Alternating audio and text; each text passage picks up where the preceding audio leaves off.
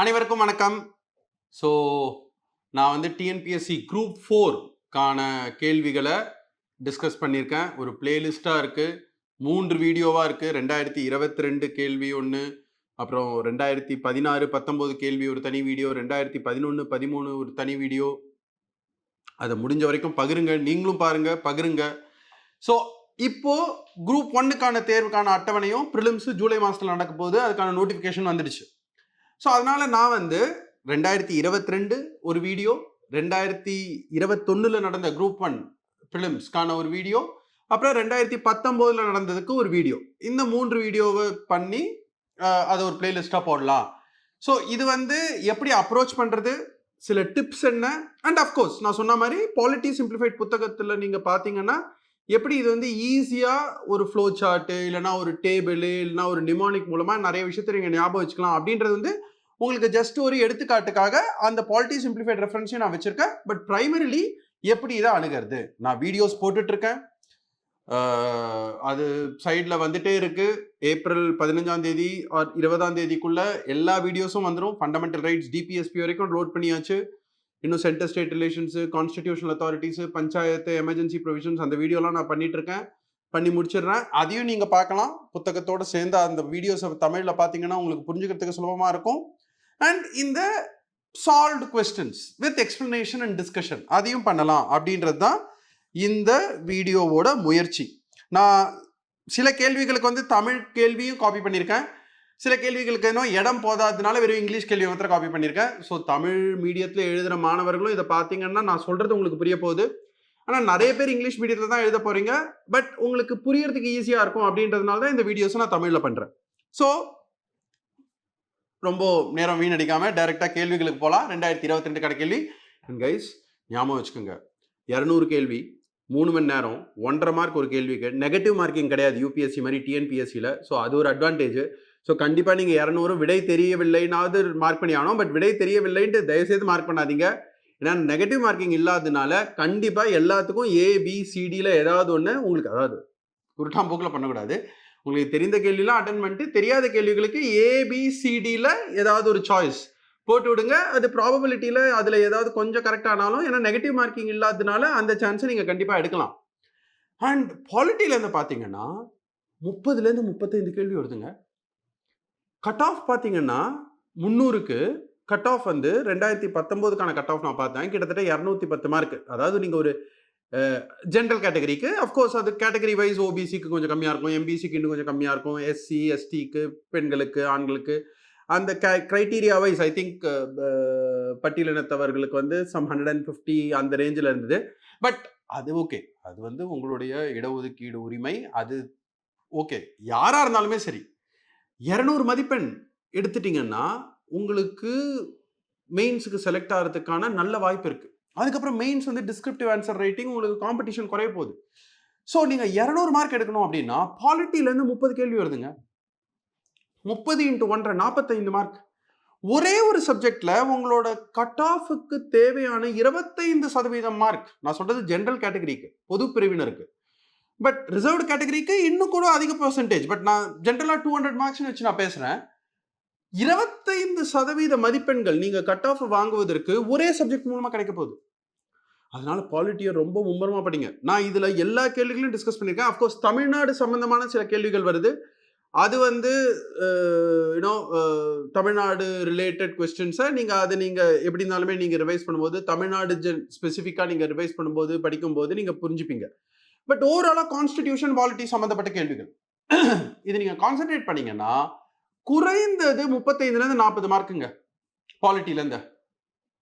எல்லா கேள்வியும் கரெக்டாக பதினீங்கன்னா அப்படின்னா நீங்கள் யோசிச்சு பாருங்க, உங்களோட கட் ஆஃபோட 20லேருந்து 25% ஒரே சப்ஜெக்ட்லேருந்து கிடைக்குது. நீங்கள் அது தவிர எக்கானமி படிக்கணும், ஹிஸ்ட்ரி படிக்கணும், ஜியாகிரஃபி படிக்கணும், தமிழ்நாட்டை பற்றி படிக்கணும், எல்லாத்தையும் படிங்க. பட் இதில் நீங்கள் கான்சென்ட்ரேட் பண்ணீங்கன்னா you have high scope for scoring. So போகலாம் நம்ம ஒரு கேள்வியா. ஸோ இந்த ஆர்டர் ஆஃப் ப்ரெசிடென்ஸ் இதில் எப்படி ரேங்க் பண்ணியிருக்காங்க, chief election commissioner, cabinet secretary, chief of army staff, deputy speaker Lok Sabha.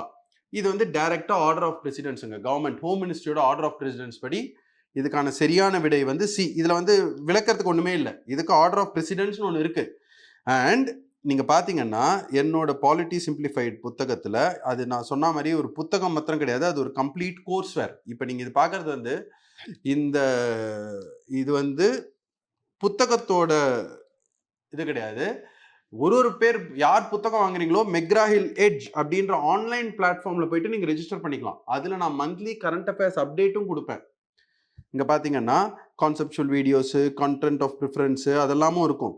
And இதுல அடிஷனல் லேர்னிங் மெட்டீரியல் இருக்கு. அதுல ஒன்று வந்து ஆர்டர் ஆஃப் பிரசிடென்ட்ஸ்ங்க, தனியாக ஆர்டர் ஆஃப் பிரசிடென்ட்ஸை நான் கொடுத்துருக்கேன். அது பார்த்தீங்கன்னா நீங்க இந்த இந்த 4 விஷயத்தை ஞாபகம் வச்சுக்கிட்டீங்கன்னா அதுக்கான சரியான விடை சி. அதாவது ஆர்டர் ஆஃப் பிரசிடென்ட்ஸ்ன்றது வந்து யாருக்கு முன்னுரிமை கொடுக்கப்படும். அதாவது இதனால வந்து யார் பெரியவர்கள் தாழ்ந்தவர்கள் எதுவும் கிடையாது. அரசு மரியாதை, அரசு நடத்தும் விழாக்கள் இதிலெல்லாம் வந்து யாருக்கு முன்னுரிமை கொடுக்கப்படும் அப்படின்றது தான் வந்து இந்த ஆர்டர் ஆஃப் பிரசிடென்ஸ், முன்னுரிமை படிநிலை. ரைட். அதுல சீஃப் எலெக்ஷன் கமிஷனர், அதுக்கப்புறம் டெபுட்டி ஸ்பீக்கர் லோக்சபா, அதுக்கப்புறம் கேபினெட் செக்ரட்டரி, அதுக்கப்புறம் சீஃப் ஆஃப் ஆர்மி ஸ்டாஃப். இது வந்து ஸ்ட்ரெயிட்டாவே இதை நீங்க படிக்கணும், மெமரைஸ் பண்ணணும். ரைட்டுங்களா? ஸோ அதுதான் அந்த கேள்வி. Which are the articles that describe the situation and confer the union government to claim control over the state? அதாவது ஒன்றிய அரசிற்கு இல்லைன்னா மத்திய அரசிற்கு மாநில அரசை கட்டுப்படுத்தும் அதிகாரங்கள் எந்தெந்த ஆர்டிகல் நம்பர்ஸ்ல கொடுக்கப்பட்டிருக்கு? நீங்க பாத்தீங்கன்னா இதெல்லாம் கொஞ்சம் எலிமினேஷன் டெக்னிக்லயும் நீங்க பண்ணலாங்க. 368 அப்படின்றது அமெண்ட்மெண்ட், அரசியல் சட்ட திருத்தம், அரசியலமைப்பு சட்ட திருத்தத்துக்கான ஆர்டிகல். அதை நீங்க தூக்கி போட்டுடலாம். 356 என்பது வந்து ஜனாதிபதி ஆட்சி. ஆனா 363ன்றது வேற எதையோ குறிக்குது. ஆனா 365 என்பது வந்து இன்ஸ்ட்ரக்ஷன் கொடுப்பது, 256 257 என்பது வந்து சென்டர் ஸ்டேட் அட்மினிஸ்ட்ரேட்டிவ் ரிலேஷன்ஸ், நிர்வாக ரீதியாக மத்திய அரசுக்கும் மாநில அரசுக்கும் இருக்கக்கூடிய உறவை குறிப்பதாகும். ஸோ இதுக்கு சரியான விடை 365, 256, 257. இதுல அகெயின் நான் வந்து ஏன் பாலிட்டி சிம்பிளிஃபைட் ரெஃபரன்ஸை இங்க நான் கொடுக்குறேன் அப்படின்னா, என்னோட புத்தகத்துல அந்த ஆர்டிகல் நம்பர்ஸ்லாம் பார்த்தீங்கன்னா அந்த வாசகத்தோடவே இருக்குங்க. Executive power, restrictions on the executive power of the states, the center and states carry out the respective executive functions, but overall restrictions can be placed on the executive power of the states by the center. So இது வந்து மத்திய அரசாங்கம் மாநில அரசாங்கத்தை கட்டுப்படுத்துவதற்கான விஷயங்கள். அதை கீழே எக்ஸ்பிளைன் பண்ணும்பொழுது அந்த ஆர்டிகல் நம்பர் அந்த வாசகத்தோடவே பிராக்கெட்ல கொடுத்துருப்பேன் நான். அது மற்ற புத்தகத்துல இருக்குமான்னு எனக்கு தெரியல, என்னோட புத்தகத்துல எல்லா இடத்துலையும் இது இருக்கும். ஸோ நீங்க அதை படிக்கும் பொழுது ஆர்டிகல், ஏன்னா டிஎன்பிஎஸ்சியில் ஆர்டிகல் நம்பர் பேஸ் பண்ணி நிறைய கேள்வி கேட்குறாங்க. நான் பார்த்துட்டேன்.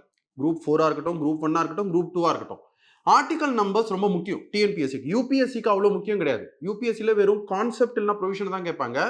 ஆர்டிகல் நம்பர் அவ்வளோவா டெஸ்ட் பண்ண மாட்டாங்க. பட் டிஎன்பிஎஸ்சியில் டெஸ்ட் பண்ணுறாங்க. என்னோட இப்போ நான் முன்னால் காமிச்சிங்க இல்லைங்களா, மெக்ராஹில் எட்ஜ்ன்ற பிளாட்ஃபார்மில் 450 ஆர்டிக்கலும் ஒன்றின் கீழ் ஒன்று வரிசைப்படுத்தி அதை எதை குறிக்குது அப்படின்றது ஓவரால் ரிவிஷனுக்கு நான் கொடுத்துருக்கேன். அது வந்து நம்ம டேபிள்ஸ் மனப்பாடம் பண்ற மாதிரி அது 2-3 வாட்டி மனப்பாடம் பண்ணலன்னா கூட 2-3 வாட்டி பார்த்து ரிவைஸ் பண்ணிக்கலாம். ஆனாலும் அதுவே ஞாபகம் வச்சுக்கிறதுக்கு உதவியா இருக்காது. நீங்க ஒரு பாடத்தை படிக்கும் பொழுதே இதோட ஆர்டிக்கல் நம்பர் என்ன அப்படின்றத இந்த மாதிரி பிராக்கெட்ல படிக்கும்போது ரிவைஸ் பண்ணீங்கன்னா உங்களுக்கு அது ரீகால் பண்றதுக்கு ஈஸியா இருக்கும். ரைட்டுங்களா? ஸோ 256, 257 இது ரெண்டுமே இருக்கு அப்படின்னா அந்த ஆப்ஷன் வந்து சி தான். ஏன்னா இந்த 2 ஆர்டிகல் நம்பர் இருக்கிறது ஆப்ஷன் சில தான் இருக்கு. ஸோ அந்த மாதிரி நீங்க you should also use elimination technique for arriving at the right answers. Which annual session historic பூர்ண ஸ்வராஜ் டிக்ளரேஷன் வாஸ் மேட்?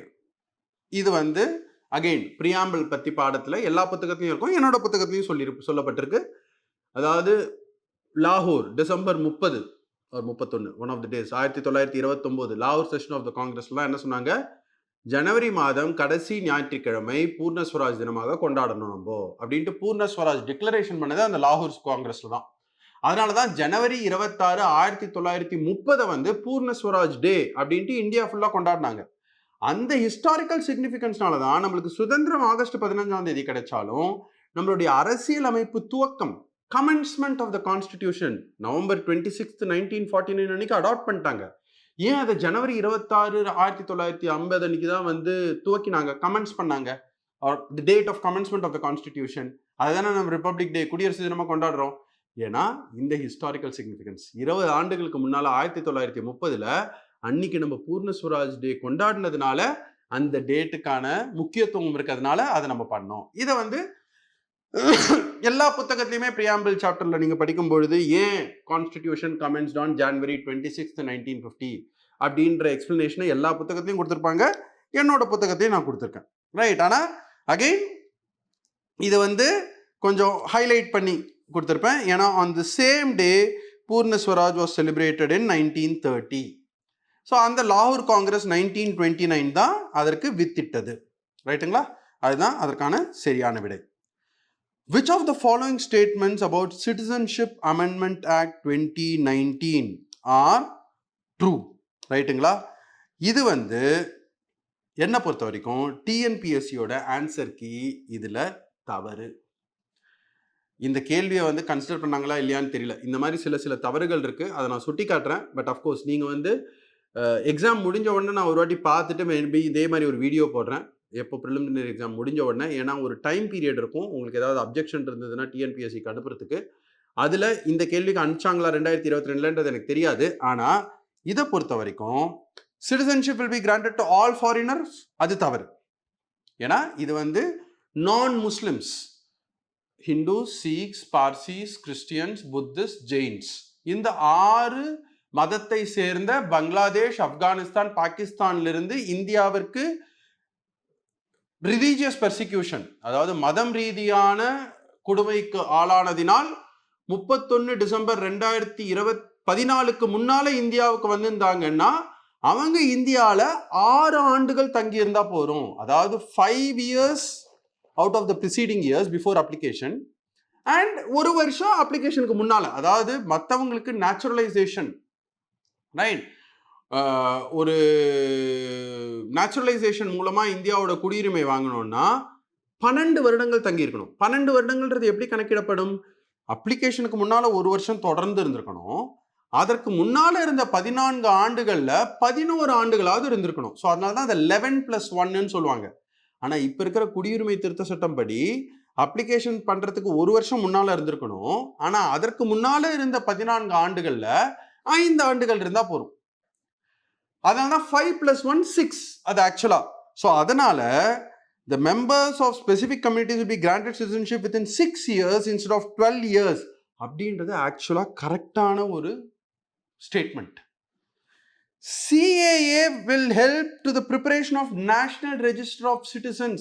அது ஆக்சுவலா சட்டத்துல கொடுக்கப்படல, அது ஒரு பிரச்சனை. CAA எதிர்க்கிறாங்களா? மேற்கு வங்காள அரசாங்கம் எதிர்க்குது, தமிழ்நாடு அரசாங்கம் எதிர்க்குது, கேரளா அரசாங்கம் எதிர்க்குது. நான் என்னோட புத்தகத்துல நீங்க பாத்தீங்கன்னா இந்த சிட்டிசன்ஷிப் அமெண்ட்மெண்ட் ஆக்டை பத்தி இதுல பாத்தீங்கன்னா இங்க கிளீனா சொல்லியிருப்பேன். 31st December 2014 entry from 3 countries, அதுதான் செகண்ட் ஸ்டேட்மெண்ட், அது கரெக்ட். தேர்ட் ஸ்டேட்மெண்ட்ல this period has been reduced to 6 years from the previous 12 years. ஏன்னா 5+1 ஆயிடுச்சு. ஸோ மூன்றாவது ஸ்டேட்மெண்ட்டும் கரெக்ட். ஆக்சுவலா என்ன பொறுத்த வரைக்கும் இதற்கான சரியான விடை 2 and 3, 2 and 4 கிடையாதுங்க. ஆனா டிஎன்பிஎஸ்சியில 2 and 4 கொடுத்துருக்காங்க, அது தவறு. ஏன்னா நேஷனல் ரெஜிஸ்டர் ஆஃப் சிட்டிசன்ஸை பத்தி சிஏஏ சொல்லவே இல்லை. அது ஒருவேளை வந்துடுச்சுன்னா பிரச்சனை ஆயிடும் அப்படின்றது தான் இந்த சட்டத்தின் மேல இருக்கக்கூடிய ஒரு எதிர்வினை. அதனாலதான் சில கவர்மெண்ட்ஸ்லாம் இதை வந்து அப்ஜெக்ட் பண்றாங்க. பொலிட்டிக்கல் ரீசன்ஸும் இருக்கலாம், பட் இதுல ஜெனுவினா வந்து நேஷனல் ரெஜிஸ்டர் ஆஃப் சிட்டிசன்ஸ் கொண்டு வந்துட்டாங்கன்னா இந்தியாவில் இருக்கக்கூடிய இஸ்லாமியர்கள் ஒருவேளை அவர்களுக்கிட்ட காகிதம் இல்லை, அவர்களால வந்து அவங்களோட குடியுரிமையை நிரூபிக்க முடியலன்னா மற்ற மதத்தை சேர்ந்தவங்கலாம் இந்த சிஏஏ ஆக்ட் மூலமா வந்து ரெகுலரைஸ் பண்ணிடலாம். ஆனா இஸ்லாமியர்களுக்கு ப்ராப்ளம் வரக்கூடும் அப்படின்ற பயத்தினாலதான் வந்து எதிர்கட்சிகள்லாம் சில பேர் அதை எதிர்க்கிறாங்க. ஆனா அது வந்து ஒரு தனி விவாதம். அந்த விவாதத்தையும் நான் என்னோட புக்ல சொல்லியிருக்கேன். அது யூபிஎஸ்சி மெயின்ஸ், டிஎன்பிஎஸ்சி மெயின்ஸ்ல கேட்டாங்கன்னா அதை எழுதுறதுக்கு அது உதவும். ஆனா என்ன பொறுத்த வரைக்கும் இதற்கான சரியான விடை 2 and 3, 2 and 4 கிடையாது. பட் டிஎன்பிஎஸ்சியில் 2 and 4 சொல்லியிருக்காங்க. இந்த மாதிரி ஏதாவது கேள்விகள் இந்த ஆண்டு கேட்கப்பட்டால் நான் கண்டிப்பா சொல்றேன். அண்ட் நீங்க ஆஸ் கேண்டிடேட் நான் ஒரு வீடியோ பண்ணி அனுப்புறேன். எக்ஸாம் முடிஞ்ச உடனே நீங்க as candidate அதை வந்து டிஎன்பிஎஸ்சிக்கு ஹைலைட் பண்ணலாம். ரைட்டுங்களா? So consider the following statements and find the incorrect answer. இந்த கேள்வியும் வந்து என்ன பொறுத்த வரைக்கும் கொஞ்சம் ஆம்பிகுவஸ், ஆனா காம்பினேஷனை பேஸ் பண்ணி கரெக்டா ஆன்சர் கொடுக்கலாம். இது வந்து டிஎன்பிஎஸ்சியில் நான் பார்க்குறேன் கொஞ்சம் ஆம்பிகுவஸ் ஸ்டேட்மெண்ட் கொடுக்குறாங்க. அதாவது the constitution imposes limits to president to give assent to the bill passed by the state legislature. அதாவது மாநில சட்டமன்றம் இயற்றிய மசோதா ஒருவேளை ஆளுநரினால ஜனாதிபதிக்கு பரிந்துரை செய்யப்பட்டால், ரிசர்வ் செய்யப்பட்டால், அதை ஜனாதிபதி எவ்வளவு நாட்களுக்குள்ளே இல்லைன்னா எந்த நேரத்துக்குள்ள எப்படி டிசைட் பண்ணணும் அப்படின்றதுக்கு வரம்பு விதிக்குது. The constitution imposes limits to the president to give assent to the bill passed by the state legislature. இது ஆக்சுவலா தவறான ஸ்டேட்மெண்ட்டுங்க. இது தவறு. கான்ஸ்டிடியூஷன்ல வரையறையே கிடையாது. பில்ல வந்து எவ்வளவு நாள் வேணா மத்திய அரசாங்கம் ஜனாதிபதி கிட்ட ஒண்ணுமே டிசிஷன் எடுக்காம அப்படியே வச்சிருக்கலாம். பல ஆண்டுகள் அப்படியே நிலுவையில் இருக்கலாம் அது. ஸோ ஆக்சுவலா ஃபர்ஸ்ட் ஸ்டேட்மெண்ட் தவறு. ஆனா நீங்க பாத்தீங்கன்னா இந்த காம்பினேஷன் படி பாத்தீங்கன்னா the president may refer a reserved bill to the Supreme Court under Article 143. அது பண்ணலாம். கேரளா எஜுகேஷன் பில்ல கூட பண்ணியிருக்காங்க. அந்த ஆர்டிகல் 143ன்றது அட்வைசரி ஜூரிஸ்டிக்ஷன். அதுல பிரசிடென்ட் வந்து சுப்ரீம் கோர்ட்டுக்கு ஒப்பீனியனுக்கு அனுப்பலாம். The power of the president to assent to the bill passed by the state legislature and the parliament are the same. இது கண்டிப்பா தவறு. ரைட்டுங்களா? ஏன்னா பார்லிமெண்ட் பாஸ் பண்ற மசோதாவை பிரசிடென்ட் வந்து அப்சல்யூட் வீட்டோவோ, பாக்கெட் வீட்டோவோ, சஸ்பென்சிவ் வீட்டோவோ பண்ணலாம். பட் ஸ்டேட் லெஜிஸ்லேச்சர் பண்றதை வந்து அப்சல்யூட் வீட்டோவே பண்ணலாம். அண்ட் ரெண்டுமே ஒரே பவர் கிடையாது, ரெண்டுத்துக்கும் வித்தியாசம் இருக்கு. More importantly veto power of the parliament பில்லை பொறுத்த வரைக்கும் பிரசிடென்ட்டோட டிஸ்கிரிஷனரி பவர், அவர் தானாக முடிவெடுப்பது. அது அப்சல்யூட் வீட்டோவோ, சஸ்பென்சிவ் வீட்டோவோ, நான் இதை பற்றிலாம் என்னோட வீடியோவில் எக்ஸ்பிளைன் பண்ணிருப்பேன், என்னோட புக்லையும் நான் எக்ஸ்பிளைன் பண்ணியிருப்பேன். இதெல்லாம் தானாக பிரசிடென்ட் முடிவு செய்வது. ஆனால் மாநிலத்திலேருந்து வர மசோதாக்கு பிரசிடென்ட் தானாக டிசைட் செய்ய மாட்டாரு, கவுன்சில் ஆஃப் மினிஸ்டர்ஸோட பரிந்துரையின் பேரில் தான் டிசைட் பண்ணுவார். ஸோ அது ரெண்டுத்துக்கும் வித்தியாசம் இருக்கு. The president cannot keep a bill of the parliament pending at his hands for an indefinite period. அதுவும் தவறு. பாக்கெட் வீட்டோ டெக்னிக்கலி எப்பயாவது யூஸ் பண்ணலாம். ஸோ இந்த காம்பினேஷன் படி நீங்க பாத்தீங்கன்னா 3ம் தவறு 4ம் தவறுன்றதுனால ஒரே ஆப்ஷன் 3 and 4 தான் நீங்க சூஸ் பண்ண முடியும். ஆனா ஆக்சுவலா பாத்தீங்கன்னா 1, 3, 4 மூன்றுமே தவறு. ஆனா இந்த காம்பினேஷன்ல 3 and 4 தான் நீங்க ஆன்சரா சூஸ் பண்ண முடியும். ரைட்டுங்களா? ஸோ அது வந்து இதான் நான் சொன்ன மாதிரி. ஸோ இதுதாங்க என்னோட புத்தகத்தோட சிறப்பம்சம். என்னன்னா டேபிள். இந்த மாதிரி சிம்பிளா ஒரு விஷயத்துக்கும் டேபிள்ஸ் கொடுத்துருப்பேன். ஸோ இங்க பாத்தீங்கன்னா பிரசிடென்ட் வந்து absolute veto, suspensive veto, pocket veto இது மூணுத்தையுமே வந்து எக்ஸசைஸ் பண்ணலாம். பட் அவர் சொந்தமா எக்ஸசைஸ் பண்ணலாம். அதனாலதான் ஸ்டேட் லெஜிஸ்லேச்சருக்கும் பார்லிமெண்ட்டுக்கும் வித்தியாசம் இருக்கு. பட் ஆனா ஸ்டேட் பில்ஸ் ரிசர்வ்ட்ல பொறுத்த வரைக்கும் he exercises his veto power on the advice of the Union Council of Ministers. இது ரெண்டுத்துக்கும் உள்ள வித்தியாசம். இது இந்த டேபிள பாத்தீங்கன்னாலே உங்களுக்கு புரிஞ்சிடும். ரைட்டுங்களா? ஸோ அதுதான் வந்து அந்த கேள்விக்கான விடை. பை டிஃபால்ட் நீங்க அந்த விடையை எடுக்கணும். ஏன்னா என்னை பொறுத்த வரைக்கும் முதல் ஸ்டேட்மெண்ட்டும் தவறான statement. Which constitutional amendment incorporated Puducherry in the Union Territory of India? இது 14th constitutional amendment. ரைட். அது வந்து யூனியன் டெரிட்டரிஸை பற்றி அது ஸ்பெசிஃபிக் நம்பர், அது நீங்கள் புக்கை படிச்சிங்கனாலே தெரிஞ்சிடும். அரேஞ்ச் இன் குரோனலாஜிக்கல் ஆர்டர். இதை பொறுத்த வரைக்கும் இதுக்கு வந்து அகெயின் சர்க்காரியா கமிஷன் என்பது வந்து சென்டர் ஸ்டேட் ரிலேஷன்ஸ். ராஜமன்னார் கமிட்டின்றது 1969 தமிழ்நாட்டால் அமைக்கப்பட்டது. பல்வந்த் ராய் மேத்தா கமிட்டி அப்படின்றது வந்து முதல்ல 1957 பஞ்சாயத்து ராஜுக்காக அமைக்கப்பட்டது. ஃபர்ஸ்ட் அட்மினிஸ்ட்ரேட்டிவ் ரிஃபார்ம்ஸ் கமிஷன் 1966 அமைக்கப்பட்டது. இது எல்லாமே இந்த புத்தகத்துல, என்னோட புத்தகத்துல எந்தெந்த ஆண்டு அமைச்சாங்க அப்படின்ற எக்ஸ்பிளனேஷன் இருக்கும். இது வந்து நீங்க வேற சாப்டர்ல இருக்கு. பட் நீங்க அந்த சாப்டர்ஸை படிக்கும் போது நீங்க ஞாபகம் வச்சுக்கிட்டீங்கன்னா நீங்க கண்டிப்பா வந்து உங்களுடைய ஞாபகம் மூலமாக இதை வந்து நீங்க ஆர்டர் வரிசைப்படுத்தலாம். ஸோ ஃபர்ஸ்ட் வந்தது பல்வந்த் ராய், அப்புறம் அட்மினிஸ்ட்ரேட்டிவ் ரிஃபார்ம்ஸ் கமிஷன், அப்புறம் ராஜ்மன்னார் கமிஷன், அதுக்கப்புறம் தான் வந்து Sarkaria commission. Which of the following statements is true about the union territories of India? So இதில் நீங்கள் பார்த்தீங்கன்னா நிறைய விஷயம் இருக்குங்க. அது largest union territory Andaman and Nicobar கிடையாது. ஐ திங்க் லடாக் அதோட பெருசு. Union territories from the former state of Jammu and Kashmir or Ladakh and Jammu and Kashmir, ரைட்டுங்களா? அது கரெக்டு. 26 ஜனவரி 2020 அன்னைக்கு தான் தாத்ரா நாகர் ஹவேலி தமன் அண்ட் தியூ வந்து ஒன்னா இணைச்சாங்க. பட் அந்த தேதியெல்லாம் நீங்கள் ஞாபகம் வச்சுக்கணுன்றது கூட இல்லை. ஒரே ஒரு விஷயம் எலிமினேஷனில் செகண்ட் ஸ்டேட்மெண்ட் இஸ் இன்கரெக்ட். நீங்கள் பார்த்தீங்கன்னா என்னோட புத்தகத்தில் நான் சொல்லியிருப்பேன், அட்மினிஸ்ட்ரேஷன் ஆஃப் யூனியன் டெரிட்டரிஸை பொறுத்த வரைக்கும் part 8 of the constitution articles 239 to 241. இதுதான் நான் சொல்கிறேன். என்னோட புத்தகத்தோட சிறப்பம்சம். நான் ஏன் ஹைலைட் பண்ணுறேன்னா, இது வந்து உங்களுக்கு கண்டிப்பாக உபயோகமாக இருக்கும், ஈஸியாக படிக்கிறதுக்கும் ரிவைஸ் பண்ணுறதுக்கும். என்னோட எய்ம் என்னன்னா, நீங்கள் நல்லா எழுதணும், பரீட்சையில் பாஸ் பண்ணணும். அதற்கு என்னோட புத்தகம் உபயோகமாக இருந்ததுன்னா அது எனக்கு ஒரு சந்தோஷம். ஸோ பார்ட் 8 ஆர்டிகல் 239 to 241 நீங்கள் இங்கே போய் பாருங்க. Article 239 to 241 in part 7. இது நீங்கள் 2-3 வாட்டி ரிவைஸ் பண்ணீங்கன்னா, இல்லையே பார்ட் 8 பார்த்த ஞாபகம் இருக்கு, இங்கே பார்ட் 7 கொடுத்துருக்கு. ஸோ அப்போ இரண்டாவது ஸ்டேட்மெண்ட்டு தவறு. இரண்டாவது ஸ்டேட்மெண்ட் தவறு அப்படின்ட்டு நீங்க டிசைட் பண்ணிட்டீங்கனாலே எலிமினேஷன்ல ஒரே ஆன்சர் என்ன இருக்கு? டி மாத்திரம் தான். ஏன்னா மீதி மூணுத்தையுமே பாத்தீங்கன்னா இரண்டாவது ஸ்டேட்மெண்ட் கரெக்ட்ன்ட்டு சொல்லப்பட்டிருக்கு, ரெண்டாவது ஸ்டேட்மெண்ட் தவறுன்னு உங்களுக்கு இந்த ஒரே ஒரு இதை பார்த்தோன்னே தெரிஞ்சிருமே. அந்த பார்ட் 7 பார்ட் 8 அதை நீங்க ஞாபகம் வச்சுட்டீங்கன்னா ரெண்டாவது ஸ்டேட்மெண்ட் தவறுன்றது உங்களுக்கு தெரிஞ்சிடும். அதை எலிமினேட் பண்ணிட்டீங்கன்னா உங்களுக்கு விடை வந்துருச்சு, ரைட்டுங்களா? ஸோ அதனால கொஞ்சம் புத்திசாலித்தனமா நீங்க எல்லா விஷயமே தெரிஞ்சுக்கிறது நல்லது தான். பட் ஆனால் இந்த எலிமினேஷன் டெக்னிக்கை ரொம்ப முறையாக நீங்க கையாண்டீங்கன்னா ஹெல்ப்ஃபுல்லாக இருக்கும் உங்களுக்கு, ரைட்?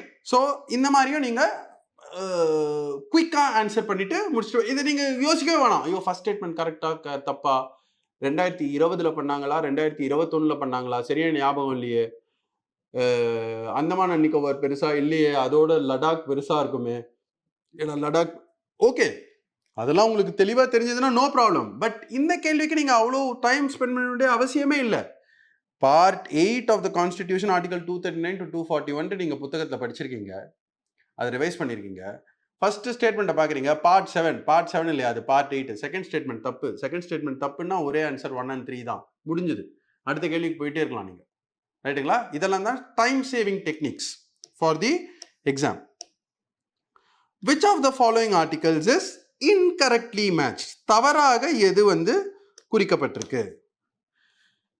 இது நீங்க பாத்தீங்கன்னா அகைன் ஆர்டிகல் நம்பர் பேஸ்ட். Finance commission article 280. மீது எல்லாமே கரெக்டா matched. 361 enjoy president and governor enjoy immunity, 352 national emergency, 356 தான் state emergency or president's rule. ஆனால் ஃபினான்ஸ் கமிஷன் என்பது 280, 360 கிடையாது, ரைட்? அண்ட் அதுதான் நான் திருப்பி சொல்றது, ஃபினான்ஸ் கமிஷன்.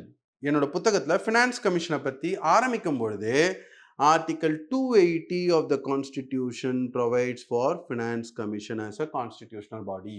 நீங்கள் இது ஒரு வாட்டி படிச்சுட்டு ரிவைஸ் பண்ணும்பொழுது நீங்கள் அந்த புக்கை படிக்கும் பொழுதே கூடவே அந்த ஆர்டிகல் நம்பர் எதர் சென்டென்ஸ் அவ்வளோ ப்ராக்கெட்லேயோ படிக்கிறத நீங்கள் வந்து 2-3 வாட்டி ரிவைஸ் பண்ணீங்கன்னா உங்களுக்கு அது சுலபமாக ரீகால் ஆகும், ரைட்டுங்களா? அது தனியாக ஒரு டேபிளாக சில புத்தகத்துலாம் கொடுத்துருப்பாங்க, என்னென்ன ஆர்டிக்கல் நம்பர் என்னென்னன்ட்டு. ஆனால் என்னோட புத்தகத்தில் நான் இந்த மாதிரி கேள்விகள்லாம் வரும்ன்ட்டு தெரிஞ்சுதான் நான் வந்து டிடி பாசு அப்படின்ற ஒரு பெரிய புக் இருக்குது. அந்த புக்கு பழைய ரொம்ப ஃபேமஸான புக்கு, நாங்கள்லாம் எக்ஸாம் எழுதும்போது இப்பயும் இருக்காது, ஃபேமஸான புக்கு தான். அந்த புக்கில் இந்த மாதிரி தான் வந்து ஆர்டிக்கல் நம்பர்ஸ் வந்து ப்ராக்கெட்டில் இருக்கும். ஆனால் அது கொஞ்சம் கடினமாக இருக்கும் புரிஞ்சுக்கிறது, அதை இன்னும் கொஞ்சம் சுலபப்படுத்தணும் அப்படின்றதுக்காக எழுதப்பட்ட என்னோட புத்தகத்தில் நான் மைண்டில் வச்சுக்கிட்டது என்னென்னா, ஆர்டிக்கல் நம்பர் தனியாகவும் கொடுத்துருக்கேன் நான் ஆன்லைன் பிளாட்ஃபார்ம்ல. ஆனா படிக்கும் பொழுதே, அதாவது ஆர்டிகல் நம்பரை தனியா டேபிள்ஸ் மாதிரி நெட்ரூ பண்றது மனப்பாடம் பண்றதுன்றதை விட படிக்கும் பொழுதே அந்த ஆர்டிகல் நம்பர்ஸ் கூடவே படிச்சீங்க, பிராக்கெட்ல பாத்தீங்க அப்படின்னா அது உங்களுடைய ஞாபகத்தில் இருப்பதற்கான சான்சஸ் அதிகம். அண்ட் யூபிஎஸ்சியில ஆர்டிகல் நம்பர் டிஎன்பிஎஸ்சியில யூபிஎஸ்சினே வருது, நான் யூபிஎஸ்சி ட்ரெயின் பண்றதுனால யூபிஎஸ்சியில் ஆர்டிகல் நம்பர் உங்களுக்கு மெயின்ஸ் எக்ஸாமில் எழுதுறதுக்கு தான் தேவை, அதுலேயும் உங்களுக்கு அதுக்கு வெயிட்டேஜ் கிடைக்கும். பட் டிஎன்பிஎஸ்சியில் நீங்கள் பார்த்தீங்கன்னா நிறைய கேள்விகள் ஆர்டிகல் நம்பரை பேஸ் பண்ணியே கேட்குறாங்க. அதற்கு உங்களுக்கு ஆர்டிகல் நம்பர், முக்கியமான ஆர்டிகல் நம்பர் ஞாபகம் வைத்துக் கொள்வதற்கு இப்படி நீங்க கூடவே படிக்கும்பொழுது இருந்ததுன்னா இமீடியட்டா உங்களுக்கு தெரியும். ராங்லி மேட்ச்டு 4 ஒன்லி ஒன்று தனியா இருக்குப்பா, ரைட்டா? அது நிச்சயமாக தவறாக இருக்கிறது. நீங்க இதுலயும் பாருங்க, எலிமினேஷன்ல 4 தவறுன்னு தெரிஞ்சிருச்சுன்னா ஒரே ஆன்சர் டி மாத்திரம் தான், வேற எதுலயுமே 4 இல்ல. கொஸ்டின் என்ன கேக்குது? Which of the following is incorrectly match, தவறாக பொருத்தப்பட்டது என்னது அப்படின்னு கேக்குது. அதுல உங்களுக்கு கண்டிப்பா இந்த புக்ல நீங்க படிச்சீங்கன்னா, என்னோட புக்ல article 280 provides for finance commission படிச்சிருந்தீங்கன்னா உங்களுக்கு நிச்சயமா தெரியும் 4 தவறுன்ட்டு. அதுக்கப்புறம் குழப்பத்துக்கு ஏதாவது இடம் இருக்கா? 4 இருக்கிற ஒரே ஆப்ஷன் என்ன? டி மாத்திரம் தான். அது ஆன்சரை போட்டு நீங்க அடுத்த கேள்விக்கு போயிட்டே இருக்கலாம். மீதி எல்லாம் கரெக்டா ராங்க நீங்க யோசிக்க கூட வேணாம், ரைட்டுங்களா? ஸோ அதுதான் வந்து இதற்கான விடை. Choose the correct answer. The fundamental rights have been described as Magna Carta of the Constitution, Conscience of the Constitution, Soul of the Constitution. இதெல்லாம் வந்து சில புத்தகத்தில் மேக்னா கார்ட்டான்றது வந்து இங்கிலாந்துல 13வது நூற்றாண்டுல கையெழுத்திடப்பட்ட, அதுல இருந்தா ராஜா கிட்ட இருந்தா மக்களுக்கு வந்து உரிமைகள்லாம் வேணும் அப்படின்ட்டு கொடுத்தாங்க. நம்மளோட அடிப்படை உரிமைகளும் வந்து உரிமைகள் மக்களுக்கு கொடுக்கறது தானே. கன்சைன்ஸ் ஆஃப் த கான்ஸ்டிடியூஷன்னா நம்மளுடைய மனசாட்சி, நம்மளுடைய கான்ஸ்டிடியூஷனோட மனசாட்சி, சோல், அதோட ஆத்மா, இதெல்லாம் சொல்லியிருக்காங்க, வெவ்வேறு பேர் சொல்லியிருக்காங்க. ஆனா அகெயின் நீங்க இதுல தான் வந்து ஸ்மார்ட்டா திங்க் பண்ணீங்கன்னா குயிக்கா ஆன்சர் போடலாம்.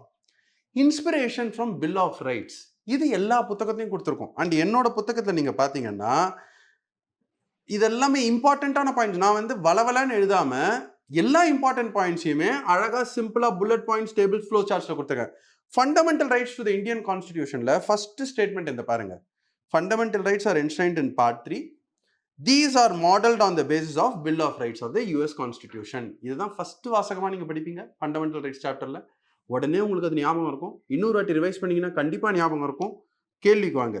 Inspiration from bill of rights of the American constitution, இது கண்டிப்பா கரெக்டா? அண்ட் இது இருக்கிற ஆப்ஷன் என்ன இருக்கு? ஆப்ஷன் டி மாத்திரம் தான் இருக்கு. ஸோ 1, 2, 3 யாராவது சொன்னாங்களா சொல்லலையான்ட்டு நீங்க கவலையப்பட வேணாம். 4 கண்டிப்பா கரெக்ட்னு தெரியும். அது இருக்கிற ஒரே ஆப்ஷன் என்ன? டி. அதை நீங்க மார்க் பண்ணிட்டு அடுத்த கேள்விக்கு போயிட்டே இருக்கலாம். புரியுதுங்களா? ஸோ இது வந்து டெக்னிக்குங்க. அஃப்கோர்ஸ் நீங்க படிக்கணும், ரிவைஸ் பண்ணணும். அண்ட் 4th கரெக்ட்ன்றது உங்களுக்கு நிச்சயமா தெரிஞ்சாகணும். அதுக்கு நீங்க படிச்சுதான் ஆகணும். பட் நிறைய கேள்விகள் நீங்க பாத்தீங்கன்னா டிஎன்பிஎஸ்சியில் நான் பார்க்குறேன், பார்க்கறதுக்கு கேள்வி வந்து கொஞ்சம் கடினமா இருக்க மாதிரி இருக்கும். ஆனா யூபிஎஸ்சி ஃபாலோ பண்ற அதே டெக்னிக்கை தான் வந்து டிஎன்பிஎஸ்சிலையும் இப்போ ஃபாலோ பண்றாங்க. அதாவது யூபிஎஸ்சி அஃப்கோர்ஸ் அந்த எலிமினேஷன் சாய்ஸையே இப்போ கொஞ்சம் குறைச்சிட்டாங்க. Only 1 statement correct, only 2 statements correct, அந்த மாதிரி கொடுத்து எலிமினேஷனை வந்து பிரச்சனையில கொண்டு வந்துட்டாங்க. அதை விட்டுருங்க, டிஎன்பிஎஸ்சியில் இது வரைக்கும் அது பண்ணல, இந்த வருஷமும் அதை பண்ண மாட்டாங்கன்னு நம்புவோம். ஆனா இந்த மாதிரி கேட்கும் பொழுது உங்களுக்கு வந்து ஒரு ஸ்டேட்மெண்ட் கரெக்டா தவறா அப்படின்றது தெரிஞ்சிருச்சுனாலே நீங்க மற்ற எல்லாத்தையும் எலிமினேட் பண்ணிட்டு இல்லைன்னா அட்லீஸ்ட் அதை 50-50 ஆக்கிடலாம். இப்போ இதுலயே இன்னொரு சாய்ஸ்லயும் 4 இருந்ததுன்னு வச்சுக்கோங்களேன், அப்ப கூட 4 இல்லாத 2 சாய்ஸ் தவறுன்றது உங்களுக்கு தெரிஞ்சிருமா? ஆன்சர் கிடையாதுன்னு தெரிஞ்சிருமா? அப்ப மீதி இருக்கிற 2த்துக்குள்ள நீங்க யோசிச்சுட்டு வந்து போட்டு போகலாம், உங்களோட ப்ராபபிலிட்டி இன்க்ரீஸ் ஆகுது. பட் இந்த கேள்வியெல்லாம் அந்த பிரச்சனையே இல்லை. 4 இருக்கிறது ஒரே சாய்ஸ் இதுதான், அதை போட்டீங்கன்னா ஆன்சர் முடிஞ்சு போச்சு, ரைட்டுங்களா? அதுதான் அந்த கேள்விக்கான விடை. Again, match the following constitutional articles related to Chief Minister of a state, Council of Ministers to the aid and advice of the advice of the Governor, Article 163, other provisions as to the Minister, Article 164, conduct of business of the state government, 166, duties of Chief Minister with respect to furnishing information to the Governor, 167. இதுவும் நீங்க பாத்தீங்கன்னா என்னோட புத்தகத்துல இதாங்க mnemonics. அதாவது union எக்ஸிக்யூட்டிவோட article number, அதுக்கு union executive article number உங்களுக்கு ஞாபகம் இருக்கணும், டவுட் இல்லை. ஆனா ஒன்னு ஞாபகம் வச்சுக்கிட்டீங்கன்னா முக்காவாசி article numbers of the state எக்ஸிக்யூட்டிவ்க்கு 89 கூட்டணுங்க. 72 pardoning power of the president, அதோட 89 கூட்டினீங்கன்னா 161 pardoning power of the governor. Executive power of the state, extent of executive power of the state, யூனியனோட எக்ஸிக்யூட்டிவ், ஒன்றியத்தோட எக்ஸிக்யூட்டிவ் பவர், நிர்வாக பவர் வந்து 73, அதோட 89 கூட்டினீங்கன்னா 162. Council of ministers with chief minister the head to aid and advise the governor, அங்க council of ministers with prime minister the head to aid and advise the president 74, அதோட 89 கூட்டினீங்கன்னா 163. இந்த மாதிரி 89 கூட்டினீங்கன்னா 72, 73, 74, 75, 76, 77, 78ஓட 89 கூட்டினீங்கன்னா இந்த article numbers வந்துடும். இதை நீங்கள் நிமானிக்ஸில் ரிவைஸ் பண்ணியிருப்பீங்க. அதுக்கப்புறம் இங்கே பார்த்தீங்கன்னா அதே ஆர்டிகல் நம்பர்ஸ் இங்கே கொடுத்துருக்காங்க. நீங்கள் இந்த நிமானிக்ஸ் பேஜை ரிவைஸ் பண்ணியிருந்தீங்கன்னா நீங்கள் ஈஸியாக மேட்ச் பண்ணுறீங்க. ரைட்டுங்களா? நான் உங்களுக்கு வந்து எடுத்து சொல்கிறேன் எந்தெந்த விதத்தில் என்னோட புத்தகத்தில் இருக்கிற விஷயங்கள் உங்களுடைய இந்த மாதிரி கேள்விகளுக்கு பதில் சொல்வதற்கு சுலபப்படுத்தும், உங்களை சிம்பிளிஃபை பண்ணும். அதனால தான் என்னோட புத்தகத்தோட பேரே நான் வந்து பாலிட்டி சிம்பிளிஃபைட்னு வச்சுருக்கேன். பட் இந்த நிமானிக்ஸ் ஷீட்டை நீங்கள் ரிவைஸ் பண்ணியிருந்தீங்கன்னா படித்து முடிச்சுட்டு this answer becomes easy matching. அதுக்கப்புறம் வந்து இது வந்து again second administrative reforms commission. First administrative reforms commission பார்த்தோம்ங்களா 1966 இருந்ததுன்ட்டு. செகண்ட் அட்மினிஸ்ட்ரேட்டிவ் ரிஃபார்ம்ஸ் கமிஷன், அதை என்னோட புத்தகத்தை நான் 2-3 இடத்துல குறிப்பிட்டிருப்பேன். அதோட இயர் நான் வந்து குறிப்பிடல என்னோட புத்தகத்தில். பட் ஆனால் நீங்கள் அதை படிக்கும்போது நீங்கள் புரிஞ்சுப்பீங்க. 2006 அமைச்சு, ஆக்சுவலாக 2006 அமைச்சாங்க. இந்த 2008 அப்படின்றதே கொஞ்சம் தவறான விஷயம். 2006 அமைச்சு அவங்க 2007 2010 வரைக்கும் நிறைய ரிப்போர்ட்ஸ், இல்லை இன்ஃபேக்ட் 2005 அமைச்சிட்டாங்க. செகண்ட் அட்மினிஸ்ட்ரேட்டிவ் ரிஃபார்ம்ஸ் கமிஷன் 2005 அமைச்சாங்க. அவங்க 2006 2009 வரைக்கும் பல ரிப்போர்ட்ஸை கொடுத்துட்டே இருந்தாங்க. பட் ஓகே, அதை நீங்கள் அவ்வளோ யோசிக்க வேணாம். 2008 செகண்ட் அட்மினிஸ்ட்ரேட்டிவ் ரிஃபார்ம்ஸ் கமிஷன் இருந்தது. அப்போது இந்த ஒரே ஒரு விஷயத்தை நீங்கள் ஞாபகம் வச்சுட்டீங்க அப்படின்னா ஆன்சர் இதுதான். ஏன்னா டிக்கு டிக்கு 3 மேட்ச் ஆயிருக்கிறது எதில் இருக்கு? இதில் மாத்திரம்தான் இருக்கு. புரியுதுங்களா? ஸோ மீதியெல்லாம் நீங்கள் Goswami committee on electoral reforms, Vohra committee report, Indrajit Gupta committee on state funding, இதை பற்றிலாம் நான் என்னோட புக்கில் சிலதெல்லாம் சொல்லியிருப்பேன். என்னோட ஆர்டிகல்ஸ் ஹிந்துவில் நான் ரெகுலராக ஆர்டிகல்ஸ் எழுதுறேன். என்னோட நீங்கள் ட்விட்டர், என்னோட இன்ஸ்டாகிராம் ஹேண்டல்லாம் நீங்கள் ஃபாலோ பண்ணிங்கன்னா அந்த ஆர்டிகல்ஸ்லாம் ரெகுலராக வரும். அதெல்லாம் மெயின்ஸ் எக்ஸாமுக்கு உங்களுக்கு ஆன்சர் எழுதுறதுக்கு யூஸ்ஃபுல்லாக இருக்கும். அதுலலாம் நான் இந்த கமிட்டி ரிப்போர்ட்ஸ் கமிட்டிஸ்லாம் பற்றி கூட போட்டுட்டு அதில் ப்ராக்கெட்டில் போட்டிருப்பேன். நீங்கள் டக்குன்னு படிக்கும்போது Indrajit Gupta committee on state funding of elections, அதை வந்து நான் இப்போ ரீசெண்டாக எலக்ட்ரல் ஃபண்டிங் பற்றி எழுதின ஒரு ஆர்டிக்கலுக்கு அதை ப்ராக்கெட்டில் 1998 போட்டு கொடுத்துருந்தேன். ஹிந்து பேப்பரில் வந்தது, எடிட்டோரியல் பேஜில் அந்த ஆர்டிக்கல் நீங்கள் படிச்சிருப்பீங்க மேபி. அப்போ அந்த ஆர்டிக்கலை படிக்கும்போது உங்களுக்கு அது டக்குன்னு ஞாபகம் வந்ததுனாலும் இது யூஸ்ஃபுல்லாக இருக்கும். ரைட்டுங்களா? இதெல்லாம் என்னோட மந்த்லி அப்டேட்ஸ் மைக்ராஹில் எட்ஜ் பிளாட்ஃபார்மில் வருது. மாதம் நான் கொடுக்குற மந்த்லி அப்டேட்ஸில் இந்த ஆர்டிகல்ஸ் பேஸ் பண்ணியும் நான் வந்து ஒரு சின்ன செக்ஷன் போட்டு அதை நான் ரீப்ரொடியூஸ் பண்ணுறேன். ஸோ தட் அது எல்லா எக்ஸாம் எழுதுகிற மாணவர் மாணவியருக்கு யூஸ்ஃபுல்லாக இருக்கட்டும்ன்ட்டு. பட் ஆனால் அகெயின் எலிமினேஷன் மைண்டில் வச்சுக்கோங்க. நீங்கள் அவ்வளோலாம் ஞாபகம் வச்சுக்கலாம் கூட. செகண்ட் ஏஆர்சி 2008, ஓகே 2005 2006 வாக்கில் செகண்ட் ஏஆர்சி வந்ததுப்பா, வீரப்ப மொய்லி கமிட்டி. அதை நம்ம எங்கேயோ படிச்சிருக்கோம். அது ஒன்றே ஒன்று உங்களுக்கு ஞாபகம் இருந்ததுன்னா ஆன்சர் இதுதான். ஏன்னா டிக்கு கரெக்டாக 3ன்னு மேட்சாக இருக்கிற ஒரே ஆப்ஷன் இந்த ஆப்ஷன் தான். புரியுதுங்களா? ஸோ நீங்கள் யோசிக்கலாம், டிஎன்பிஎஸ்சி ஆல்சோ இஸ் அவேர். உங்களால் எல்லாத்தையும் ஞாபகம் வச்சுக்க முடியலன்னா கூட மோஸ்ட் இம்பார்ட்டன்ட் மோஸ்ட் ரெலவெண்ட்டாக உங்களால் ஞாபகம் வச்சுக்க முடியுதா? அதானா உங்களை ஸ்ட்ரெஸ் பண்ணி உங்களை குழப்பறதுக்காக தான் இந்த மாதிரி கேள்வியை கேட்குறாங்க. நீங்கள் ஒருபடி மேலே போயிட்டு ஃபஸ்ட்டு எலிமினேஷன் ஒர்க் ஆகுதான்றதை நீங்கள் செக் பண்ணிக்கோங்க. எலிமினேஷன் ஒர்க் ஆயிடுச்சுன்னா நீங்கள் ரொம்ப நேரம் டைமை வேஸ்ட் பண்ண வேணாம், ஆன்சரை போட்டு அடுத்த கேள்விக்கு போயிட்டே இருக்கலாம். ரைட்டுங்களா? So again consider the statement of judicial power of the governors of the state. Power of granting pardon, and the மன்னிப்பு வழங்குவது under article 161 is very wide and do not contain any limitation. Obviously அது வந்து ஒரு sovereign power. Article 72 ஜனாதிபதி, article 161 கவர்னருக்கு, அது ஒரு பெரிய power. Judicial review is possible. ஆனால் ஜுடிஷியல் ரிவ்யூ இஸ் பாசிபிள் என்பது வந்து ஃபர்ஸ்ட் ஸ்டேட்மெண்ட்டை விளக்கலை. அதாவது whether R is a correct explanation of A, ஏன்றது என்ன சொல்லுது? அது வந்து ஒரு ஒரு வரம்பு இல்லாத பவர். அது எப்படி வேணாலும் யூஸ் பண்ணலாம். அதை எப்படி வேணாலும்னா கான்ஸ்டிடியூஷனுக்கு புறம்பா இருக்கக்கூடாது. It is subject to judicial review. ஆனால் ஜுடிஷியல் ரிவ்யூ என்பது அந்த டெசிஷனை ரிவ்யூ பண்ணுறது. ஸோ செகண்ட் ஸ்டேட்மெண்ட்டும் கரெக்ட் தான், but second is not the correct explanation of A. So இதை பற்றி நான் வந்து என்னோட புத்தகத்தில் பேஜ் 77 டிஸ்கஸ் பண்ணியிருப்பேன் நான். அப்ரிவியேட்டட் ஃபார்ம் ஆஃப் விவிபேட், இது வந்து voter verifiable paper audit trail. இது ஒன்றே இருந்தாங்க. இது உங்களுக்கு விவிபேட்னா என்னென்னு இப்போ போய் ஓட்டு போட போகிறோம் இவிஎம் மிஷினில், எலக்ட்ரானிக் ஓட்டிங் மிஷின். அதுக்கு கூடவே வந்து பிரிண்ட் ஆகி வரப்போகுது. அந்த பிரிண்ட் ஆகி வர வந்து சீட்டு தான் வந்து voter verifiable paper audit trail.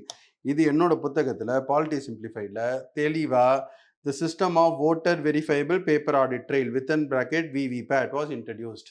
இது நீங்கள் படிச்சிருந்தீங்கன்னா ஒரே ஆன்சரு சி மாத்திரம் தான். ரைட்டுங்களா? Correct matches. Special category states. தமிழகத்துக்கு சிறப்பு அந்தஸ்துன்ட்டு எந்த ஆர்டிகளும் கிடையாது. அகெயின் தமிழ்நாட்டுக்கு கிடையாது அப்படின்றத நீங்கள் ஞாபகம் வச்சுக்கிட்டீங்கன்னா 371Hன்றது ஆக்சுவலாக அருணாச்சல் பிரதேஷ் சம்மந்தப்பட்டது, இஃப் ஐம் நாட் ராங். தமிழ்நாட்டுக்கு கிடையாதுங்க. ஸோ 4 தப்பு. 4 தப்புன்னு தெரிஞ்சிடுச்சுனாலே இது 3மே தராங்க, இது ஒன்று தான் கரெக்ட் ஆன்சர். இதுதான் அகைன் எலிமினேஷன். நீங்கள் special category states article numbers எல்லாத்தையும் ஞாபகம் வச்சுக்கணும்னு அவசியம் இல்லை. தமிழ்நாட்டுக்கு கிடையாதுன்றதை ஞாபகம் வச்சுக்கிட்டீங்கன்னாலே 4 தூக்கிட்டீங்கன்னா ஆன்சர் 1 2 3. பட் என்னோட புத்தகத்தில் நான் உங்களுக்கு அந்த ஆர்டிகல் நம்பர்ஸையும் ஞாபகம் வச்சுக்கிறதுக்காக நான் சும்மா இது ஒரு சாம்பிளாக காமிச்சிருக்கேன். 371 மகாராஷ்டிரா அண்ட் குஜராத், 371A நாகாலாந்து, அந்த மாதிரி அடுத்த பக்கம் இது பேஜ் நம்பர் 378. 379க்கு போனீங்கன்னா அடுத்த பக்கத்தில் அதே மாதிரி 371B, 371C, 371D, 371IJK வரைக்கும் இருக்குது, இஃப் ஐம் நாட் ராங். இப்போ ரைட், எல்லாத்தையுமே நான் எக்ஸ்பிளைன் பண்ணியிருப்பேன். அதில் தமிழ்நாட்டுக்கு கிடையாது. அது நீங்கள் அந்த டேபிளில் பார்த்தீங்கன்னாலே உங்களுக்கு தெரிஞ்சிடும் தமிழ்நாடு ஸ்பெஷல் கேட்டகரி ஸ்டேட் கிடையாதுன்ட்டு. அதை நீங்கள் ரிமூவ் பண்ணிட்டீங்கன்னா நீங்கள் ஆன்சர் கொண்டு வந்துடலாம். பட் உங்களுக்கு இந்த ப்ரொவிஷன்ஸை ஞாபகம் வச்சுக்கிறதுக்கு இந்த டேபிள் யூஸ் ஆகும், புத்தகத்தில் இருக்கிற டேபிள். ஸோ அடுத்தது assertion and reasoning. Federalism is a merely institutional arrangement of sharing power. கூட்டாட்சி முறை என்பது பவர் ஷேர் பண்ணுவது. And federations of constantly adjusted and adapted. தேவைக்கேற்ப அது அவைகளை மாற்றிக்கொண்டுள்ளன. ரெண்டுமே கரெக்டு தான். அண்ட் தேவைக்கேற்ப மாற்றிக்கொண்டிருந்தால் வந்து கான்ஸ்டண்ட்டாக அட்ஜஸ்ட் பண்ணிட்டு தான் இருந்திருக்கோம் நம்ம. ரைட். ஸோ இது வந்து கான்செப்ட் ஆஃப் ஃபெடரேஷன்னா என்ன அப்படின்றத இன்ட்ரடக்ஷன் சாப்டர் 5ஓட இன்ட்ரடக்ஷனில் நான் எக்ஸ்பிளைன் பண்ணியிருப்பேன். பட் இது ஒரு ஜென்ரிக் கொஸ்டின். ஸோ கூட்டாட்சி முறை என்பது வந்து சுயாட்சியும் இருக்கும் மாநிலங்களுக்கு, மத்தியில் இருக்கிற ஆட்சிக்கும் அதை பிரித்து ஆளும் ஆட்சி தான் வந்து கூட்டாட்சி முறை. ஆனால் இந்த கூட்டாட்சி முறை தேவைக்கேற்ப மாறுதல்கள். கரெக்டான எக்ஸ்பிளனேஷன் தான் அது. கூட்டாட்சி முறைனாலே மாற்றம் தேவைன்னா பண்ணணும் அப்படின்றது தானே அதற்கான அர்த்தம். அதை தான் வந்து செகண்ட் ஸ்டேட்மெண்ட் எக்ஸ்பிளைன் பண்ணுது. ஃபர்ஸ்ட் ஸ்டேட்மெண்ட்டை செகண்ட் ஸ்டேட்மெண்ட் இன்னும் விலாவரியாக எக்ஸ்பிளைன் பண்ணுது. ஸோ அதுதான் வந்து கரெக்டான answer. Both A and R are true and R is the correct explanation of A. ரைட்டுங்களா? Again wrongly paired. இதில் எது obligation of the state to protect environment, obligation of the individual கிடையாதுங்க. Again இது ஒரு தவறான கேள்வி டிஎன்பிஎஸ்சியில். இண்டிவிஜுவலுக்கு என்வாயன்மெண்ட்டை பாதுகாக்கணும், சுற்றுச்சூழலை பாதுகாக்கணுன்றது வந்து நம்மளுடைய அடிப்படை கடமையில் ஆர்டிகல் 51A இருக்குது. ஆனால் article 48A directive principles of state பாலிசியை பொறுத்த வரைக்கும் ஸ்டேட்டுக்கு தான் ரெஸ்பான்சிபிலிட்டி என்வாயன்மெண்ட்டை பாதுகாக்கணுன்ட்டு. ஸோ ஆக்சுவலாக இது வந்து ஒரு தவறான ஒரு ஸ்டேட்மெண்ட் இது. பட் இருந்தாலும் ஆப்ஷன்ஸ் படி பார்த்தீங்கன்னா ஏர்லி சைல்ட்ஹுட் கேர்ன்றதும் கரெக்டு. பட் 3 and 4 கண்டிப்பாக தவறு. ஆக்சுவலாக இதில் கூட என்னை பொறுத்த வரைக்கும் ரொம்ப யோசிச்சு பார்த்தீங்கன்னா 1, 3 and 4 மூன்றுமே தவறு. ஏன் டிஎன்பிஎஸ்சியில் ஆன்சர் கீழே 3 and 4 மட்டும் தான் கொடுத்துருக்காங்கன்னு எனக்கு தெரியல. ஏன்னா நான் சொல்கிறது உங்களுக்கு புரியுதுங்களா? Separate judiciary from executive article 51. Article 44 என்பது வந்து யூனிஃபார்ம் சிவில் கோடு. கோஆப்ரேட்டிவ் சொசைட்டிஸை பொறுத்த வரைக்கும் அது ஆர்டிகல் 43B. ஆர்டிகல் 48A வந்து protection of environment, but it is application for the state, not for the individual. அடிப்படை கடமை இண்டிவிஜுவலுக்கான கடமைகள் இருக்கிறது ஃபண்டமெண்டல் டியூட்டிஸ்லங்க. Directive principles of state policy part 4 பொறுத்த வரைக்கும் சொசைட்டிக்கு என்ன பண்ணணும்னு சொல்லியிருக்கு, அரசாங்கம் என்ன இந்த கொள்கையை கடைபிடிக்கணும்னு சொல்லியிருக்கே தவிர இண்டிவிஜுவல் என்ன பண்ணணுன்றதை பற்றி பார்ட் 4 டிபிஎஸ்பியில் சொல்லவே இல்லை. ஸோ ஆக்சுவலாக பார்த்தீங்கன்னா ஃபர்ஸ்ட் ஸ்டேட்மெண்ட்டும் டெக்னிக்கலி இன்கரெக்ட். ஆனால் இந்த மாதிரி நிறைய கேள்விகள் இருக்குது டிஎன்பிஎஸ்சியில், விச் இஸ் அன்ஃபார்ச்சுனேட். நீங்கள் வந்து இந்த தேர்வு முடிஞ்சோடனே நீங்கள் நான் இந்த மாதிரி வீடியோ போடுறேன், அதுக்கப்புறம் நீங்கள் கண்டிப்பாக எழுதலாம் டிஎன்பிஎஸ்சிக்கு. இந்த மாதிரி ஹோப்ஃபுல்லி இந்த வாட்டி இந்த மாதிரி பிரச்சனை வராதுன்னு நம்பலாம். பட் இது ஆர்டிகல் நம்பர் பேஸ்டு நிமானிக்ஸ், அதே மாதிரி டிபிஎஸ்பி சாப்டரில் நீங்கள் ரிவைஸ் பண்ணிங்கன்னா அது உங்களுக்கு சுலபமாக இருக்கும். என்னோட புத்தகத்தில் ரூல் ஆஃப் லா, ரைட், அதாவது போத் பப்ளிக் அண்ட் ப்ரைவேட் இன்ஸ்டிடியூஷன்ஸில் எல்லாருமே சமம். அதுதான் வந்து சட்ட ரீதியாக நடக்கக்கூடிய ஒரு ஒரு ஒரு அரசாங்கத்தோட விஷயம் rule of law entails all persons are equal. அது correct. Rule of law forms the base for international peace and it is the core of people's rights and their fundamental freedom. அதுவும் கரெக்ட் தான். But rule of லானால வரது international piece ஃப்ரீடம்லாம். அதாவது ரெண்டாவது statement வந்து முதல் ஸ்டேட்மெண்ட்டை explain பண்ணல. ரெண்டாவது ஸ்டேட்மெண்ட் வந்து முதல் ஸ்டேட்மெண்ட்டோட விளைவு. ஸோ இது வந்து நீங்கள் கொஞ்சம் யோசிச்சு ஆன்சர் பண்ணும். ரெண்டுமே சரின்னு தெரிஞ்சாலுமே whether it is a correct எக்ஸ்பிளனேஷனா இல்லையான்றதுக்கு நீங்கள் எப்படி யோசிக்கணும்னா, இரண்டாவது ஸ்டேட்மெண்ட் முதல் ஸ்டேட்மெண்ட்டை விளக்குகிறதா, இல்லைன்னா இரண்டாவது ஸ்டேட்மெண்ட் முதல் ஸ்டேட்மெண்ட்டுக்கு சம்பந்தம் இல்லாமல் இருக்கா, இல்லைன்னா அதோட விளைவா? ரைட்டுங்களா? இப்போ இதுக்கு முன்னால் ஒரு கேள்வி பார்த்தோம். பார்டனிங் பவர், மன்னிப்பிற பவர்ல அது வந்து அன்லிமிட்டெட் பவர் கவர்னருக்கு. ஆனால் ஜுடிஷியல் ரிவ்யூ பாசிபிள். அதை வந்து நீதிமன்றங்கள்ல ஆய்வு செய்யலாம். அதாவது ஒரு ஒரு வரம்பில்லாத ஒரு பெரிய பவர் அது ஆளுநருக்கு மன்னிப்பு வழங்கும், கருணை மனு வழங்குவது, அது கரெக்டு. அந்த கருணை மனு மேலே எடுக்கப்படும் தீர்ப்பு வந்து நீதிமன்றங்களால ஆய்வுக்குரியது, அதுவும் கரெக்ட் தான். ஆனா இந்த ரெண்டாவது ஸ்டேட்மெண்ட் முதல் ஸ்டேட்மெண்ட்டை விளக்குதா? இல்ல. இரண்டாவது ஸ்டேட்மெண்ட் வந்து முதல் ஸ்டேட்மெண்ட்டோட விளைவு. அது ஒரு பவர் எக்ஸசைஸ் பண்ணிட்டாங்க. அதற்கப்புறம் அதை வேணும்னா நீங்க நீதிமன்றத்துல போயிட்டு ஆய்வுக்கு அதை உட்படுத்தலாம். It is not explaining. வேற இன்னொரு ஸ்டேட்மெண்ட் நம்ம பார்த்தோம். கூட்டாட்சி முறை என்பது வந்து பவர்ஸை டிஸ்ட்ரிபியூட் பண்ணிக்கிறது. ஆனா அந்த கூட்டாட்சி முறை அந்த பவர்ஸை டிஸ்ட்ரிபியூட் பண்ணாலும் என்ன ரீசன், அது தேவையான போது அதை வந்து மாத்திக்கொள்ளலாம். அது கொஞ்சம் ஓரளவுக்கு எக்ஸ்பிளைன் பண்ணுது கூட்டாட்சி முறையோட தத்துவத்தை. அதனால R is the correct explanation of A. whereas இங்க பாத்தீங்கன்னா ரூல் ஆஃப் லா என்பது அனைவரும் சமம். ரூல் ஆஃப் லா இருப்பதினால் இன்டர்நேஷனல் பீஸ் இருக்கு, இண்டிவிஜுவல் ஃப்ரீடம் இருக்கு. இரண்டாவது ஸ்டேட்மெண்ட் ஃபர்ஸ்ட் ஸ்டேட்மெண்ட்டை எக்ஸ்பிளைன் பண்ணல. இரண்டாவது ஸ்டேட்மெண்ட் என்பது ஃபர்ஸ்ட் ஸ்டேட்மெண்ட்டோட விளைவு. அதனால இதற்கு வந்து both A and R are true, but R is not the correct explanation of A. அது வந்து அண்ட் இந்த ரூல் ஆஃப் லாக்கான முக்கியமான பாயிண்ட்ஸை நான் இந்த கிரே ஷேடட் பாக்ஸ், நான் இதுக்கு முன்னால் ஒரு கேள்வியிலையும் சொன்னாங்க. நிமானிக்ஸ் ஒன்று காமிச்சேன் உங்களுக்கு, ஆன்லைன் மெட்டீரியலில் உங்களுக்கு காமிச்சேன் எவ்வளோ ஈஸியாக இருக்கும் அப்படின்ட்டு. ஆர்டிக்கல் நம்பர்ஸ் ப்ராக்கெட்டில் போட்டிருக்கிறது நான் வந்து 2-3 இடத்துல உங்களுக்கு தெளிவுபடுத்தினேன், எப்படி உங்களுக்கு ஈஸியாக இருக்கும் ஞாபகம் வச்சுக்கிறதுக்குன்ட்டு. அண்ட் கிரே ஷேடட் பாக்ஸ், முக்கியமான விஷயங்களை ஒரு சாப்டர்லையும் நான் இந்த மாதிரி கிரே பாக்ஸில் கொடுத்துருப்பேன். ஸோ நீங்கள் கடைசியில் தேர்வுக்கு முன்னாலோ அதற்கு ஒரு வாரம் முன்னாலேயோ மொத்த புத்தகத்தையும் படிச்சிங்கன்னாலும் ஃபைனலாக ரிவைஸ் பண்ண வேண்டியது இந்த grey shaded box, mnemonics, flow charts, இதெல்லாம் நீங்கள் ரிவைஸ் பண்ணிங்கன்னா உங்களுக்கு சுலபமாக இருக்கும். Right. Incorrect statement about Lok Adalat. It is not a tool for legal system. எங்கள் லோக் அதாலத்துனாலே அதுவும் வந்து ஒரு சட்டப்பூர்வமான ஒரு இயக்கம் தானே. ஃபாஸ்டராக ஜட்ஜ்மெண்ட் கொடுக்கணும், சீக்கிரம் பேசி தீர்வு கண்டுக்கணும், அமிக்கபிளாக ஒரு ஃப்ரெண்ட்லி மேனரில் வந்து விஷயத்தை டிசைட் பண்ணிக்கணும். ஆனால் அதுவும் சட்ட ரீதியாக தான் பண்ணணும். அதுதான் நேஷ்னல் லீகல் சர்வீஸ் அத்தாரிட்டின்ற சட்டம் மூலமாக தான் இந்த லோக் அதாலத்தே கிரியேட் ஆகுது. So it's not a legal சிஸ்டம்னா என்ன அர்த்தம்? அதுவே டைரெக்டாக உங்களுக்கு தெரிஞ்சு போச்சு தவறான. விச் இஸ் த இன்டரெக்ட் ஸ்டேட்மெண்ட்னா ஒன்னே ஒன்று தான் நீங்கள் சூஸ் பண்ண முடியும், காம்பினேஷன் கூட இல்லை. அப்போ கண்டிப்பாக ஆன்சர் பி தான்.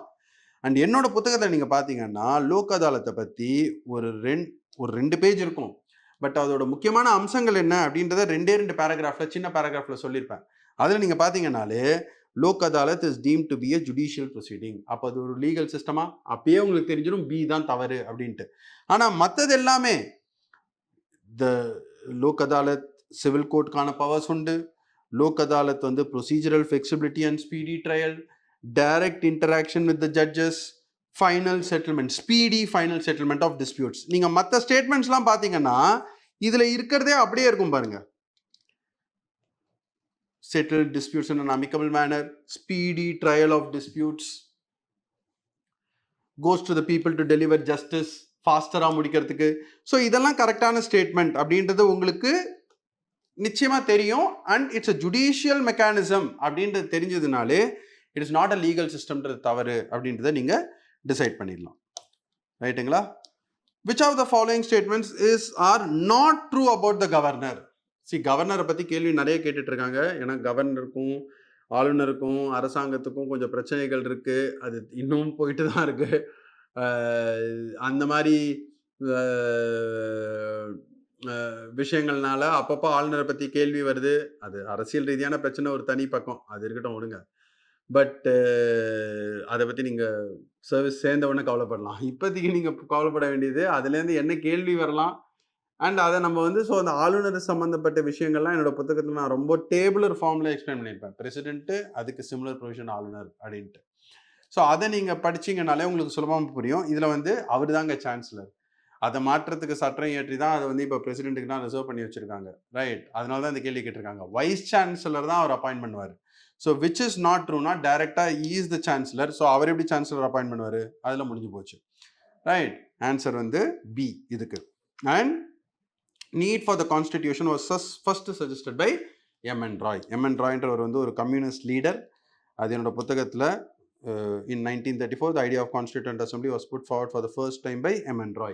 இது வந்து ஸ்ட்ரெயிட்டான ஒரு பதில். And in modern democratic state citizenship is a citizenship fundamental right கிடையாது. ரைட், நேச்சுரல் ரைட் இன் இந்தியாவில் ஒன்று என்ஃபோர்ஸபிளே கிடையாது. இதெல்லாம் வந்து நான் வந்து என்னோட இன்ட்ரோடக்ஷன் டு சாப்டர் 14 எக்ஸ்பிளைன் பண்ணியிருப்பேன். ஆனால் இதுவும் கொஞ்சம் ப்ராப்ளமேட்டிக் கொஸ்டின் தாங்க. ஏன்னா நேச்சுரல் ரைட் என்பது ஒன்று, நான் என்னோட வீடியோலையும் நான் எக்ஸ்பிளைன் பண்ணியிருப்பேன். ரைட், இயற்கையான உரிமைகள், அது வந்து ரைட் டு லைஃப், லிபர்ட்டி, அதெல்லாம். ஆனால் அதுக்கு நமக்கு அடிப்படை உரிமையாக இருக்குது. அடிப்படை உரிமைன்னு ஒன்று இருக்குது, அதுதான் ஃபண்டமெண்டல் ரைட். அரசியல் அமைப்பு உரிமைன்னு ஒன்று இருக்குது, அதுதான் கான்ஸ்டிடியூஷனல் ரைட். சொத்துரிமை, right to property, right to vote, right to contest in elections, வாக்குரிமை, இதெல்லாம் அரசியல் அமைப்பு உரிமை. அடிப்படை உரிமைன்றது பார்ட் 3ல இருக்கிறது. அரசியல் அமைப்பு உரிமைன்றது வந்து வெளியில அரசியல் அமைப்புல தான் இருக்கு, ஆனா அது பார்ட் 3ல இல்ல, அடிப்படை உரிமையில இல்ல, வெளியில இருக்கு. ரைட், அதாவது free trade, right to property, இதெல்லாம் வந்து அந்த மாதிரி அரசியல் அமைப்பு உரிமை. அதை தவிர சட்ட உரிமை, statutory right or legal right. ஆக்சுவலா ஸ்டாட்யூட்டரி ரைட்டும் லீகல் ரைட்டும் ஒண்ணுதான், அதை இன்டர்சேஞ்சபிளா யூஸ் பண்ணுவாங்க. சட்டம் மூலமாக வழங்கப்பட்ட உரிமைகள், சிட்டிசன்ஷிப், 100 நாள் வேலைவாய்ப்பு திட்டம், மெட்டர்னிட்டி பெனிஃபிட், இதெல்லாம். ரைட்டுங்களா? ஸோ இதில் ஸ்டாட்யூட்டரி ரைட் ஒரு ஆப்ஷனு, லீகல் ரைட் ஒரு ஆப்ஷன்னு கொடுத்து குழப்பியிருக்காங்க. இது ரெண்டுத்துக்கும் எனக்கு வந்து பெரிய வித்தியாசம் தெரியல. பட் கரெக்டான ஆன்சர் வந்து ஸ்டாட்யூட்டரி ரைட் அப்படின்ட்டு சொல்லப்பட்டிருக்கு. ஸோ அதுதான் வந்து இந்த கேள்விக்கான விடை. ஸோ இதில் சில 1-2 கேள்விகள் இந்த மாதிரி கொஞ்சம் குழப்பமாக இருக்கலாம். பட் அதை தவிர மற்ற கேள்விலாம் நீங்கள் பார்த்தீங்கன்னா தெளிவாக புரிஞ்சுக்கிட்டு ரிவைஸ் பண்ணிங்கன்னா, அண்ட் பாலிட்டி சிம்பிளிஃபைட் புத்தகத்தில் நான் காமிச்சிருக்கேன், ஹைலைட் பண்ணி காமிச்சிருக்கேன் எப்படி ஈஸியாக இருக்கும் இந்த ரிவிஷன் அப்படின்ட்டு. நீங்கள் 30 கேள்விகளில் 25 கேள்விகள் கரெக்டாக ஆன்சர் பண்ணிங்கன்னா கூட கிட்டத்தட்ட 37லேருந்து 38 மார்க்கு இந்த ஒரு சப்ஜெக்ட்லேயே நீங்கள் பெற முடியும். ஸோ இது 2022க்கான டிஸ்கஷன். அடுத்த வீடியோவில் நான் 2021க்கான டிஸ்கஷனோட உங்களை பார்க்குறேன். நன்றி.